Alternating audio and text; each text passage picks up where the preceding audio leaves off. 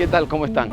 Hoy estamos con un nuevo episodio de Mar Dejable, un podcast que trata la cultura de Fuerteventura en todas sus disciplinas, y vamos a dedicar este capítulo al patrimonio de Fuerteventura. Vamos a hablar con uno de los expertos de mayor trayectoria en Fuerteventura, que es Loren Mateo Castañeira, conservador de bienes culturales y también experto en restauración. Loren, ¿qué tal?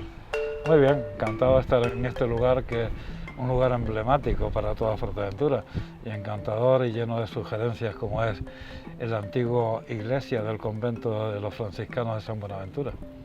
Es lo que te iba a preguntar, el lugar en el que nos encontramos, que tiene un interés, tú eres, como decíamos en la introducción, conservador de bienes culturales. Ajá. Y tiene un interés puesto que se trata de uno de los elementos de la isla que ha llegado hasta nuestros días en un estado distinto a los otros. Y que es un elemento fundacional. De aquí, en este lugar, nace otra nueva cultura. Con la invasión y la colonización posterior nace lo que es otro tipo de cultura de lo que era Fuerteventura anteriormente, tan importante o más como la que tenemos ahora. Sí. Es donde llegaron los franciscanos, que encajaron desde mi punto de vista perfectamente en lo que era la filosofía del franciscano, de la humildad, de la pobreza, de la austeridad. Yo creo que encajó perfectamente con lo que es el paisaje de Fuerteventura. Yo siempre veo la sincronía que hay entre las ermitas, lo sencillas, lo simples que son, con la idea del franciscano, y que ahí tenemos alrededor de 30 y pico ermitas históricas franciscanas, que parece casi como un cordón franciscano. Me recuerda que va sobre las colinas, sobre las montañas de Fuerteventura, recorriendo toda la isla en este paisaje que yo lo veo muy franciscano también. Una imagen sugerente, sin duda, aunque yo creo que casi que para que la audiencia nos entienda, la pregunta sería: ¿qué es lo que entendemos por el patrimonio? Buena pregunta. Bueno, es difícil, pero bueno, yo creo que lo podríamos resumir con una palabra. El patrimonio es la memoria que tenemos. Cuando una persona pierde la memoria, la gente que ha tenido un familiar o ha sido amigo, sabe que de las cosas más terribles que le puede pasar a un ser humano es la pérdida de la memoria, ¿no? Porque entonces no puedes avanzar, no puedes seguir, no puedes aprender nada porque has olvidado lo que sabías. La memoria, el patrimonio es la memoria. Por eso es tan importante que conservemos el patrimonio, porque es la memoria de lo que fue nuestro pasado.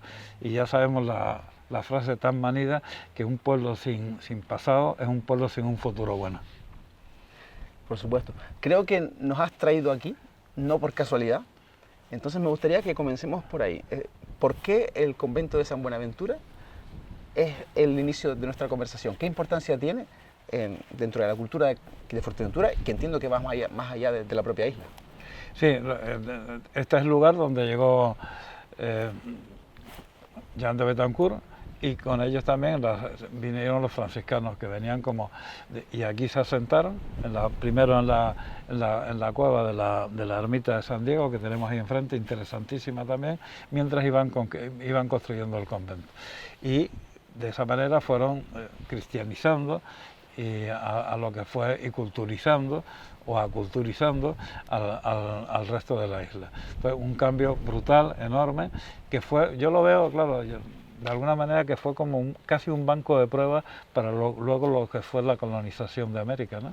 Esto se conquistó antes que América, y yo creo que le sirvió como de banco de pruebas para dar el gran salto a lo que es la colonia americana. La conquista de Canarias empezó precisamente en Fuerteventura a partir de 1402. Llegó una nueva cultura que se fue desarrollando a lo largo de los siglos. Loren, tú has sido durante muchos años técnico de patrimonio en el Cabildo de Fuerteventura. Sí. Has desarrollado esa labor profesional y eres conservador de bienes culturales, especialista en pintura, escultura y retablística. Es lo que se entiende por bienes muebles, aunque muchos de ellos no sean muebles. Por ejemplo, la pintura mural no es mueble, pero sí se considera como bien mueble. La rejería, los retablos, hay muchas cosas que no son muebles, pero está considerado dentro de lo que son bienes muebles. Creo que el bien mueble, el que es móvil, no se puede entender sin el inmueble, sin el edificio, ¿no? Y creo que quizás me gustaría empezar por ahí. Los edificios históricos de Fuerteventura, cuéntanos por qué este es singular y el estado en que se encuentra. Hombre, este es singular porque es el primero donde, como tú decías antes, nacen la semilla que se siembra es aquí, en este lugar que estamos. Es singular por las vicisitudes que tuvo, entre ellos la desamortización, que ocasionó la posterior ruina, porque se habían penado a aquellos civiles que pudieran adquirir los bienes y fueron abandonadas, fueron robadas las maderas y fue quedado destruido completamente. Creo que fue en la década de los 70 del siglo pasado, un juez, el juez Roldán, que estuvo aquí, se interesó mucho y hizo la primera consolidación y restauración, entre comillas, de lo que se hacía en esa época de esta iglesia, que por eso ha llegado hasta estos días. El estado en que se encuentra, pues es el que vemos.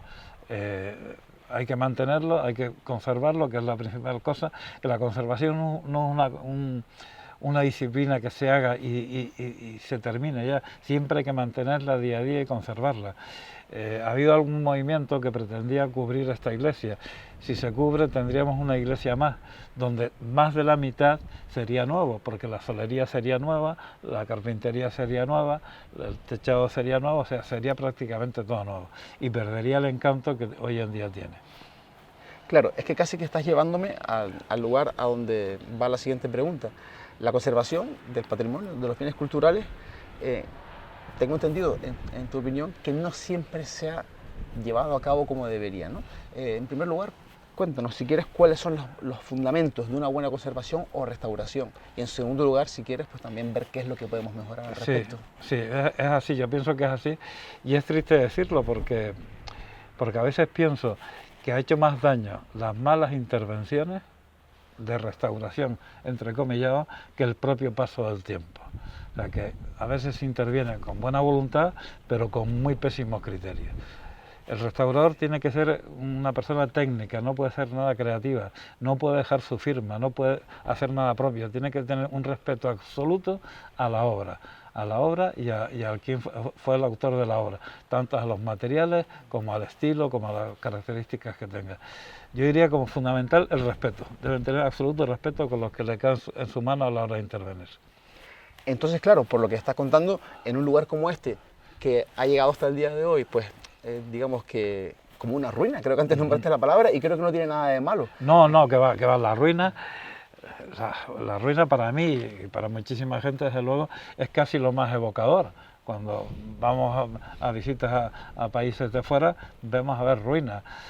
Yo tuve la gran suerte de trabajar en Antigua Guatemala, y se iba a visitar las ruinas, porque tenían muchísimo encanto. O sea, y lo digo aquí hay muchas casas en ruinas que le ves una belleza tremenda, que si a lo mejor la restauran o la restauran mal, pierde todo el interés que tiene.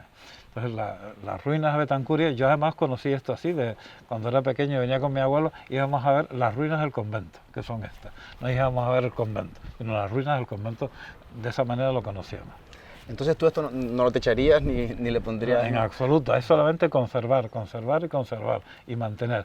Nada de nueva cosa, nada en absoluto. No, y no es una opinión particular a mí, es un criterio universalmente reconocido en la intervención. Es que eso es lo que te quería preguntar.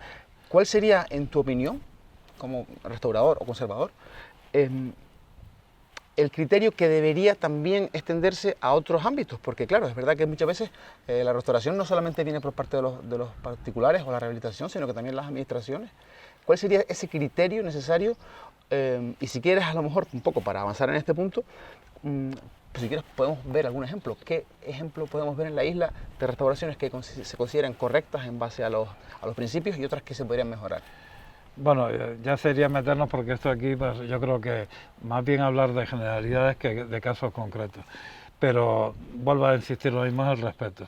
Desde que tanto el restaurador de bienes muebles como el de inmuebles se ponga en plan creativo, hacer cosas que no sabían cómo estaban, o emplear materiales que no eran los que se debían de emplear, es una auténtica barbaridad, es destruir el patrimonio, francamente.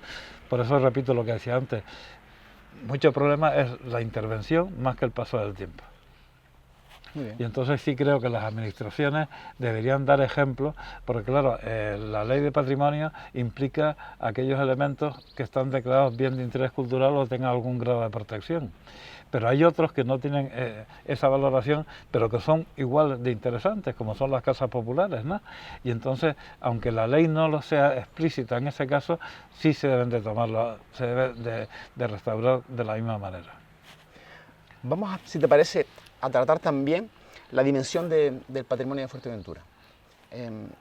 La arqueología podemos tocarla en otro momento, porque es digamos, una disciplina en sí misma, pero en cuanto al patrimonio mueble, eclesiástico, inmueble, digamos más arquitectónico, que nos ha dejado la historia, claro, muchas veces Fuerteventura, no sé si estarás de acuerdo conmigo, se la percibe como una isla pobre, que llueve poco, donde a lo largo de la historia, pues sí, nos ha dejado estos paisajes desnudos, pero al mismo tiempo, pues tienen, digamos, arrastra esa idea de poca vegetación, poca lluvia y demás. Entonces, por supuesto, en todo el mundo está lleno de elementos súper interesantes de visitar, y yo me gustaría saber, honestamente, hasta qué punto lo que encontramos en la isla, lo que nos ha dado la historia, tiene un interés y por qué.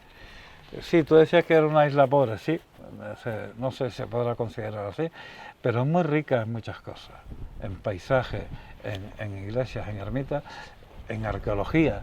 Se está empezando a descubrir. Lo que sí ocurre es que a lo mejor se había considerado desde otras islas que era una isla pobre. Es una isla muy rica en muchos elementos culturales. Ha nombrado de paso, que no es mi campo desde luego, pero no por eso lo dejo de apreciar igualmente, el patrimonio arqueológico. Tiene una riqueza que no sabemos ni lo que puede dar todavía Fuerteventura de sí en ese campo.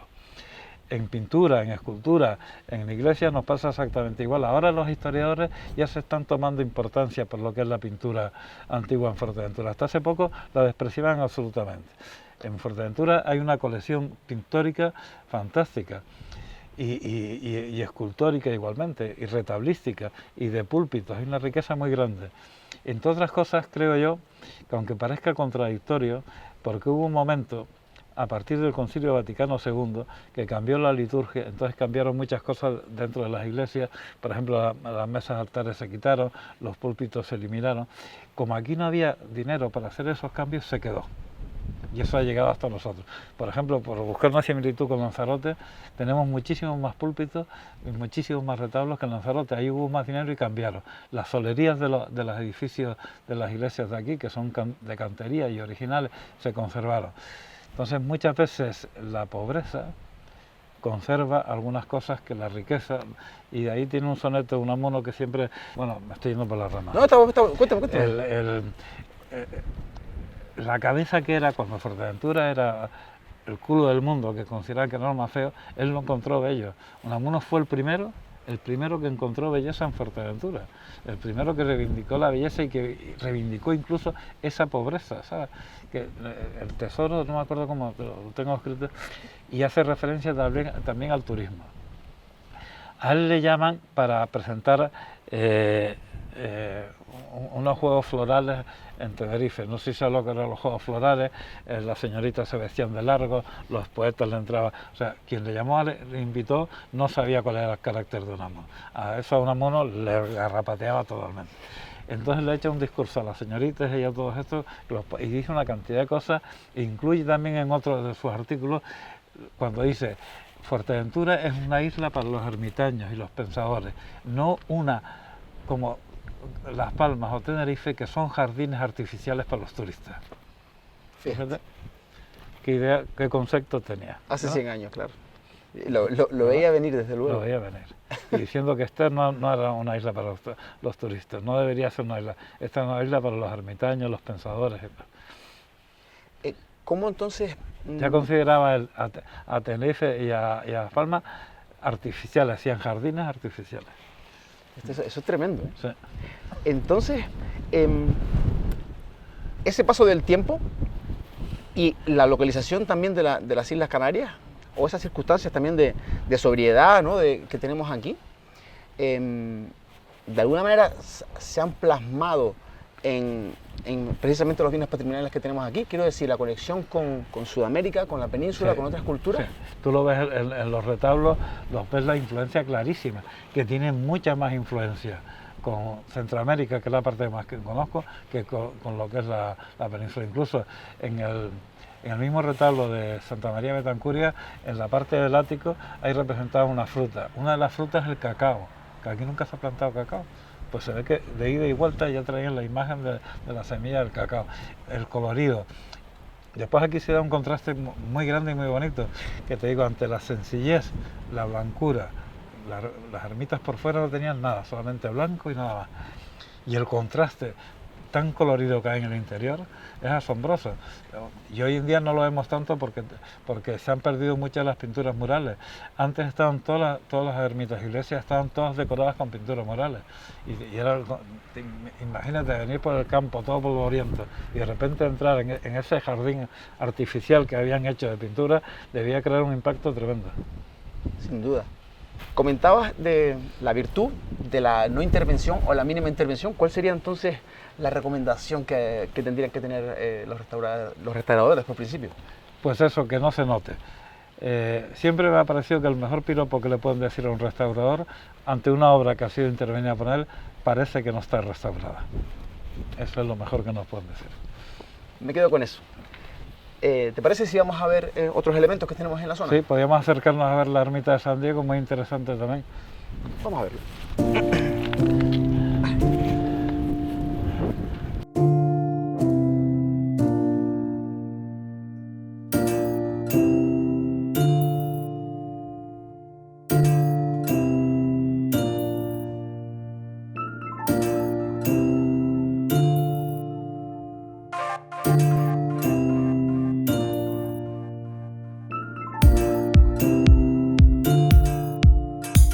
Como ves, está hecha en dos ampliaciones, dos o tres.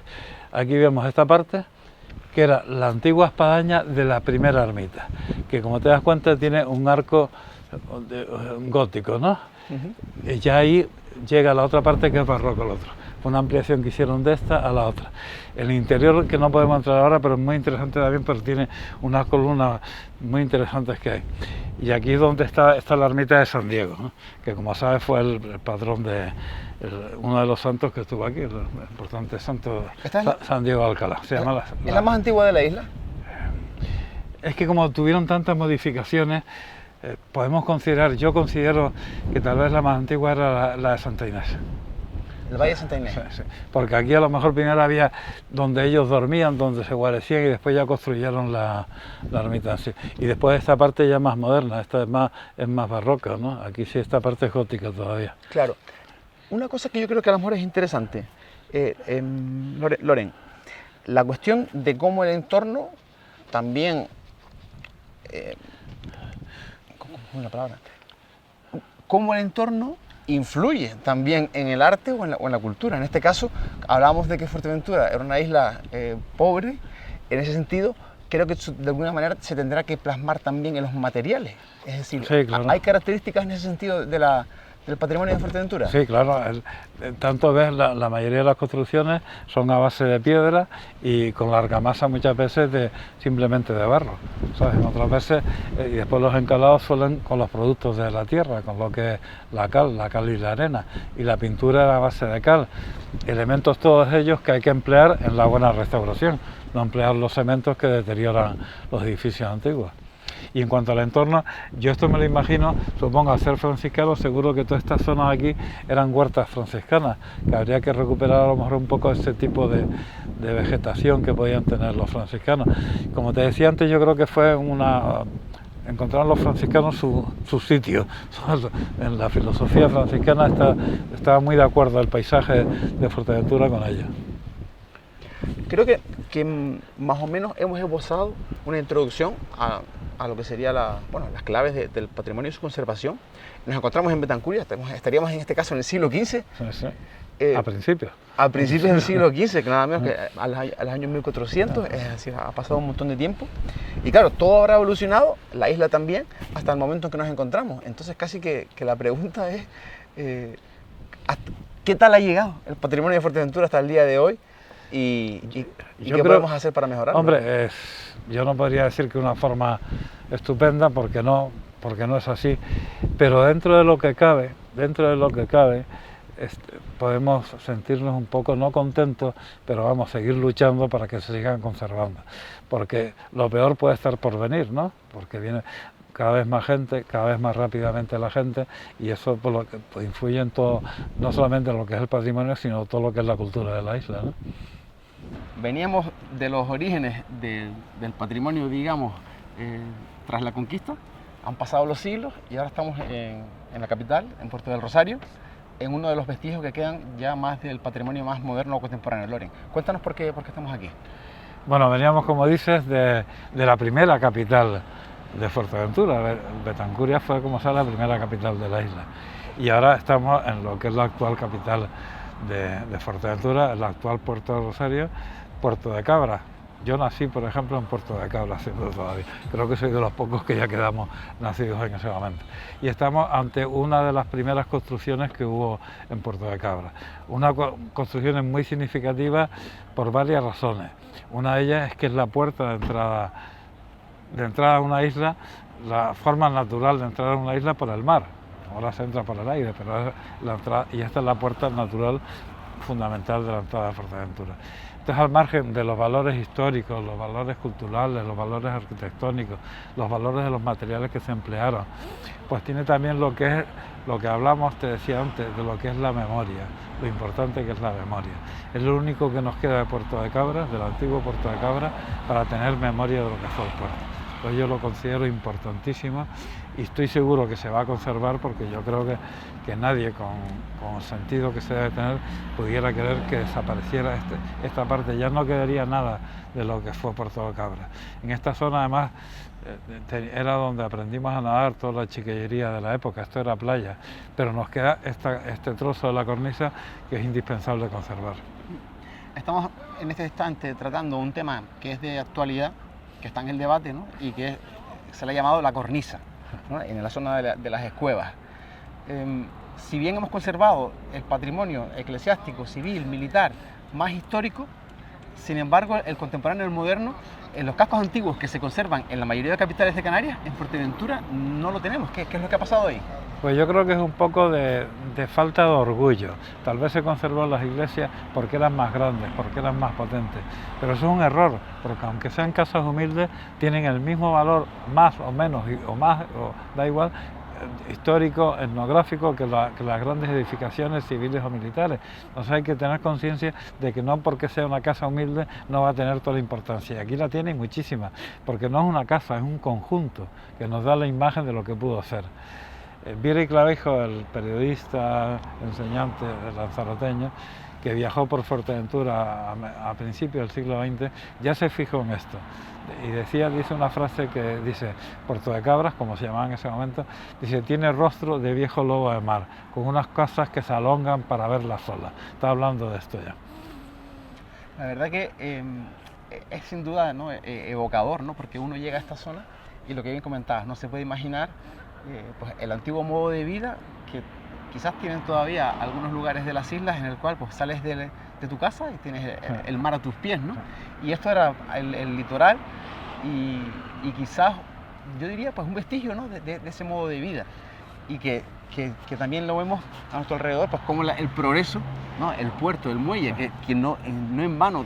Creo que fue también el propio origen de Puerto Cabras y Puerto del Rosario, que lo hizo y se ha fagocitado eso, ¿no? La exportación era, hoy en día el aeropuerto es muy importante, pero la formación de Puerto de Cabras viene por el puerto. Fue puerto ya desde antiguo, en los primeros mapas ya viene recogido ese nombre como Puerto de Cabras, que para mí habría que reivindicar de alguna manera. Ya sé que no cambiar el nombre de la ciudad, pero a lo mejor hacer un barrio, el barrio centro, el barrio del centro, porque ya hay barrios aquí, el barrio Fabelo, el Charco, la Majada, pues el barrio centro, en vez de llamarle barrio centro, llamarle Puerto Cabras, como recuerdo de lo que fue Puerto de Cabras. Claro, yo creo que el punto está más o menos dado. Tampoco quisiera que nos extendiéramos demasiado, pero sí, sobre todo, sacar alguna conclusión, intentar que acabemos este reportaje, este episodio, con alguna reflexión en positivo. ¿Qué podemos hacer, Loren, para que pues estos errores que hemos cometido no se repitan? Pues yo creo que dar a conocer. Una cosa que no se conoce, no se valora ni se quiere. Esto mismo es la cornisa. La propuesta nuestra es darla a conocer, porque estoy seguro que hay que señalarlo, hay que indicarlo, hay que iluminarlo, hay que enseñarlo a la gente, hay que darlo a conocer. Desde el momento que la gente lo conozca, lo valora. Yo soy optimista, yo sé que la cornisa no se va a tirar. No podemos consentir que se tire, ni la cornisa se va a tirar. Soy optimista. La cosa que sí hay que implicar a todo el mundo que la es bonita, que la vean bella, porque estoy seguro que a cualquier paisano que se le vea, le pregunte, la va a ver bonita y encantadora. Conozco a amigos que han venido con veleros aquí y qué bonita es la marina de Puerto, que no lo hizo en otros lugares, o sea que sí se va a conservar. Gracias, Loren. A ti.